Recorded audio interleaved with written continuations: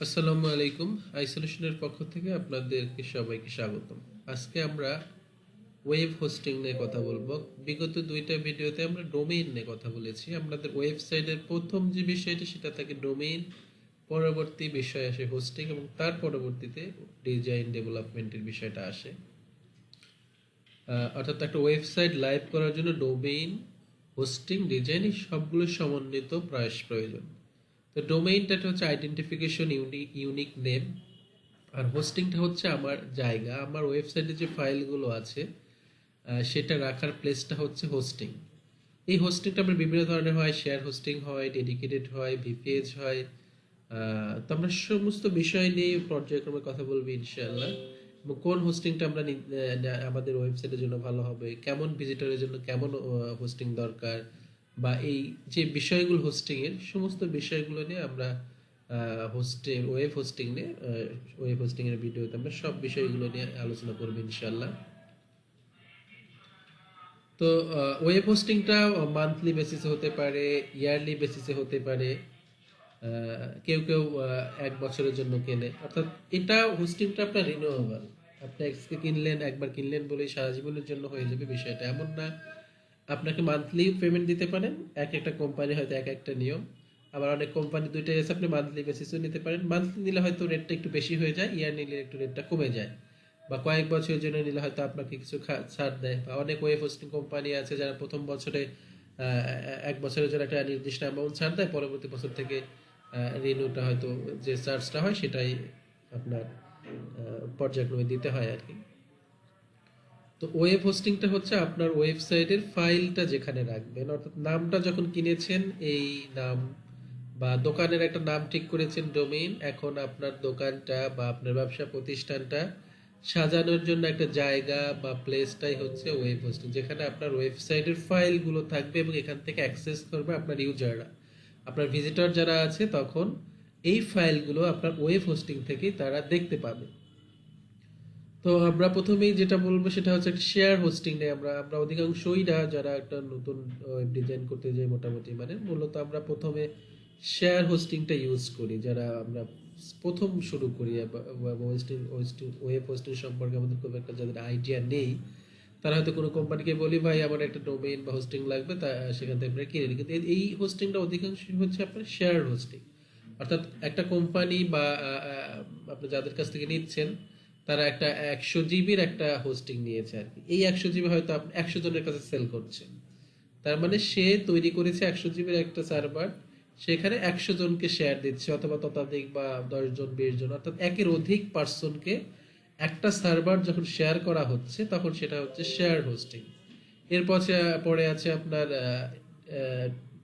VPS, virtual private server. অর্থাৎ সেইখানে আপনি নিজস্ব একটা সার্ভার কিনছেন আপনার প্রয়োজনীয় ডেটা রাখার জন্য, আপনার প্রয়োজনীয় সংখ্যক জিবি, তারপরে আপনার সার্ভারটা কিনেছেন, কনফিগার করেছেন, কত জিবি স্পেস, কত জিবি ব্যান্ডউইথ। এরপর আপনি ডেডিকেটেড সার্ভার, একদম টোটালি আপনার এই শেয়ার থেকে ভিপিএস এর প্রাইসটা অনেক হাই, ভিপিএস থেকে ডেডিকেটেড প্রাইসটা আরো অনেক বেশি হাই। এরপর অনেক ক্লাউড সার্ভার ইউজ করে, অ্যামাজন সার্ভার।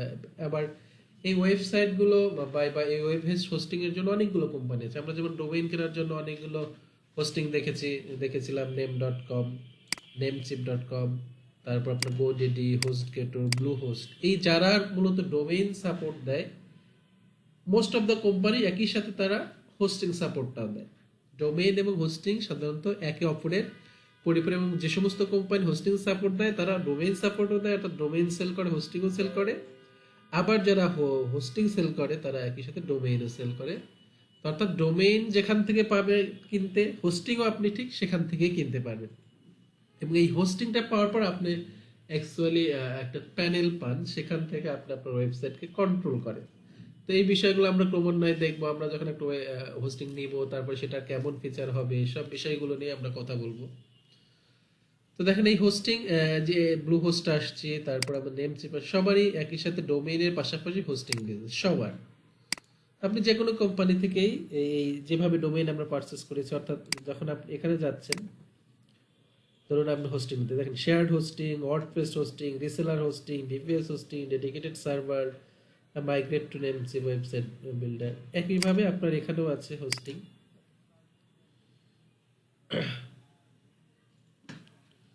দেখেন পার্সোনাল, প্রিমিয়াম, তারপরে হোস্টিং ফিচার, এক একজনের এক এক রকম ফিচার রয়েছে। আবার এখানে আসেন দেখেন hosting, shared hosting, dedicated VPS, গোডিডিটেও আছে, তারপর হোস্ট গেটেরও আছে দেখেন শেয়ার্ড, তারপরে ওয়ার্ডপ্রেস। অর্থাৎ হোস্টিং গুলোকে বিভিন্ন ক্যাটাগরিয়াইজড আছে। আপনার যেটা প্রয়োজন, আমরা প্রথমে একটা নর্মাল ওয়েবসাইটের জন্য সাধারণত আমরা সবাই শেয়ার হোস্টিংটা ইউজ করি। এবং ধরুন আপনি এখন একটা শেয়ার হোস্টিং নিতে চাচ্ছেন, শেয়ার হোস্টিং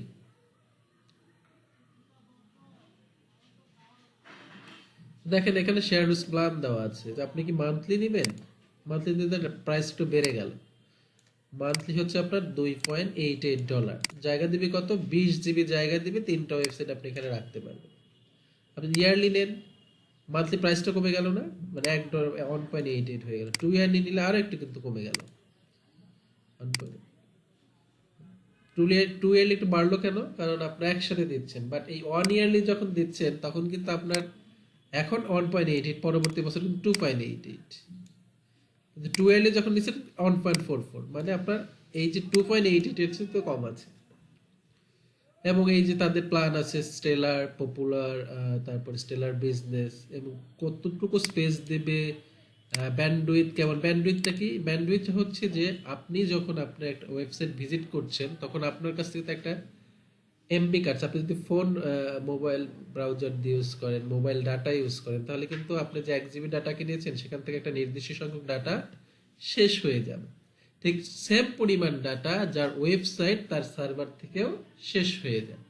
অর্থাৎ আমার 1 জিবি ডাটা আছে, আমি 10 জিবি ব্যান্ডউইথ আছে, এখানে আমি মাসে ধরুন 4,000 ভিজিটর আসলাম বা 3,000 ভিজিটর আসলে এরপরে কিন্তু এটা শেষ হয়ে যাবে।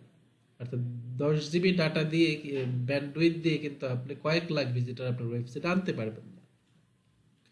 তো হোস্টিং এ আপনার ব্যান্ডউইথটাও অনেক বেশি আপনাকে খেয়াল রাখতে হবে যে আপনাকে কত জিবি ব্যান্ডউইথ নিচ্ছেন, আপনার ওয়েবসাইটে ভিজিটর কেমন হবে। আপনার ওয়েবসাইটে ভিজিটর আজকেই ধরুন 10 জিবি আপনার ব্যান্ডউইথ, এখানে আনলিমিটেড ব্যান্ডউইথ বলেছে, অর্থাৎ আপনার প্রয়োজনীয় সংখ্যক ব্যান্ডউইথ দিবে। সরি,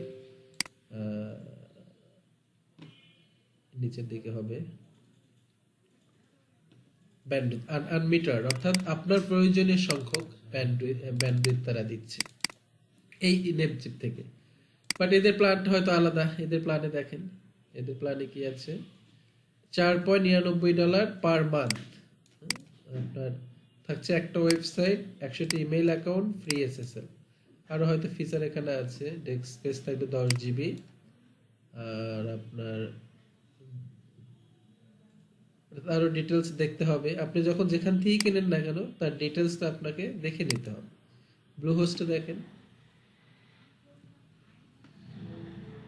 ব্লু হোস্টে আপনার বেসিক হচ্ছে 2.95 পার মান্থ। আপনি যদি 12 মান্থ আসলে বেড়ে গেল, অর্থাৎ 1 বছরের জন্য নিতে চান তাহলে কিন্তু আপনাকে পার মান্থ এটা দিতে হবে।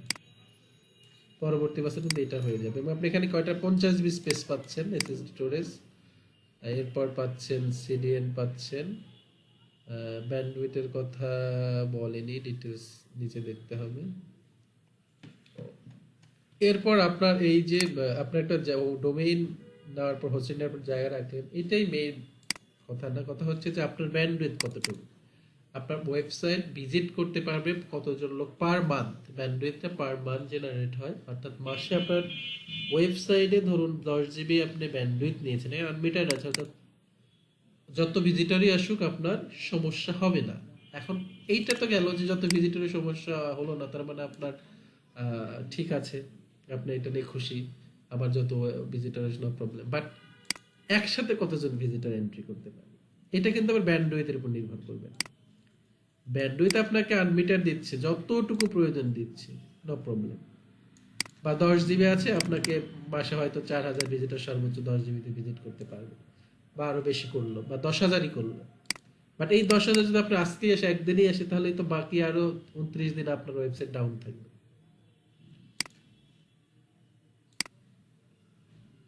নর্মালি 10 জিবি যে সমস্ত ব্যান্ডউইথ যারা দেয় তারা পার ডে এই 1-2 হাজার 1,000 সর্বোচ্চ ভিজিট করতে পারবে।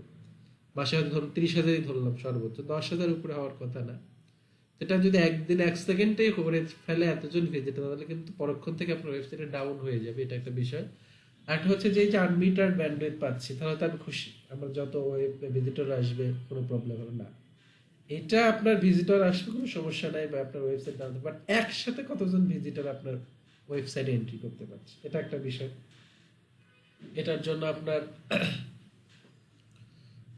ইয়ে নিতে হবে, আপনার এন্ট্রি প্রসেস কতটা সক্ষমতা আপনাকে জানতে হবে, কত পার্সেন্ট এন্ট্রি প্রসেস, 100% নাকি 10%। সাধারণত শেয়ার হোস্টিংয়ে 20% থাকে, এবং এটা আবার 20% আছে, এটা আপনার আপনার ওয়েবসাইটটা কি দিয়ে ডিজাইন করা, ওয়ার্ডপ্রেস বা কাস্টম কোডিং দিয়ে, কাস্টম কোডিং সেটা কিভাবে করা, একসাথে কতটা স্ক্রিপ্টিং রান হচ্ছে, অনেকগুলো বিষয় নির্ভর করে হোস্টিং এর উপরে। কাজেই হোস্টিং নেওয়ার সময় আপনাদের একটু সচেতন হওয়া দরকার বা যত্নবান হওয়া দরকার, যে আমি তো 20 জিবি স্পেস পাচ্ছি এনাফ, নো, এটাই এনাফ না।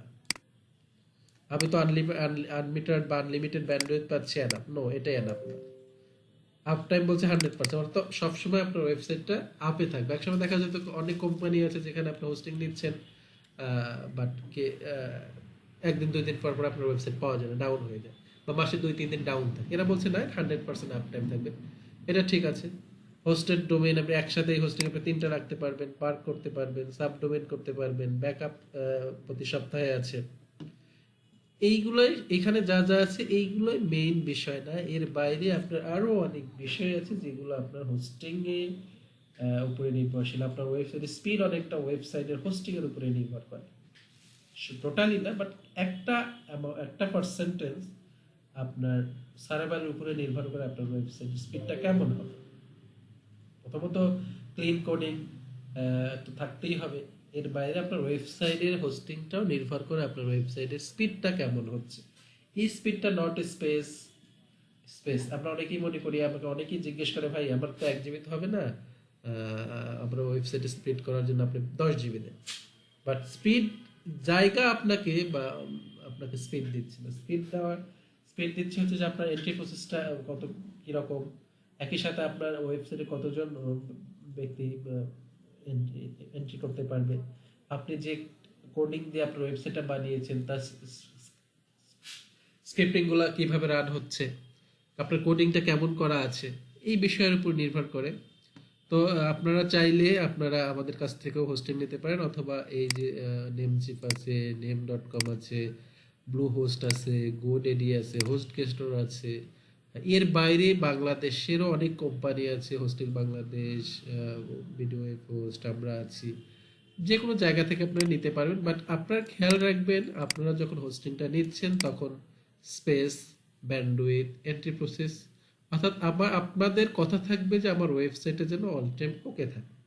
এখানে আবার অনেক বিষয় আছে যে এন্ট্রি প্রসেস শেয়ার সাধারণত 20 থাকে, 20% নর্মালি ওয়ার্ডপ্রেসে রান থাকে, বাট আপনি যখন এটা বাড়াই দিতে পারেন তখন কিন্তু অ্যামাউন্টেরও বিষয় আছে, আপনি চাইলেই দেবে না। তো সবকিছুই নলেজে রেখে আপনাদেরকে আগাতে হবে। আপনার ওয়েবসাইট যাদেরকে দিয়ে তৈরি করছেন সেটাও যেন ক্লিন কোড থাকে, স্ট্যান্ডার্ড কোড হয়, স্ক্রিপ্টিং রানটা যেন স্মুথলি হয়, এই বিষয়গুলো মাথায় রাখবেন, এবং আপনার হোস্টিংটাও যেন স্ট্যান্ডার্ড হয়, bandwidth standard, space standard, entry process standard, এবং সার্ভারটা যেন আপ টাইম, এই বিষয়গুলো আপনারা মাথায় রেখে যে কোনো কোম্পানি থেকে আপনারা হোস্টিংটা নিতে পারেন।